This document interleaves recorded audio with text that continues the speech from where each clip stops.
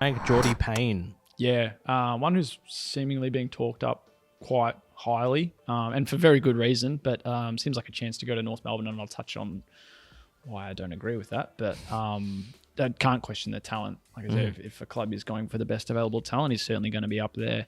As a overager, you don't see it too often, but named in the Allies squad after being overlooked last year. So usually, obviously, the national champs will prioritise this year's draft crop and some of the best bottom ages. So the fact that he's getting another shot with the Allies is a great chance. But there's a very good possibility that he only plays one game for them for the Carnival, which is on Sunday against South Australia, and then doesn't play again because it seems like he will get picked up, or is a good chance to get picked up. So very versatile, medium size. So he's not filling a key position role, but I think it's about mid 180s. Play across all three lines. More so now a midfielder option though.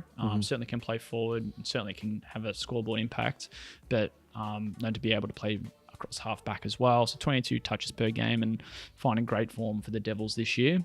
Would be a very high option, but is he one that North Melbourne should be looking at? And I don't think so. There's been a few people who have suggested that he's a great chance to go to Arden Street, but he's still not what they need. I understand, yes, drafting the best available talent is one thing, but bring in the same type of talent with your earliest picks, not only mid-season drafts, but we're talking even last year's national draft and national drafts before then as well for North Melbourne. I think they should be looking at key position options, and there's certainly a few formidable ones out there.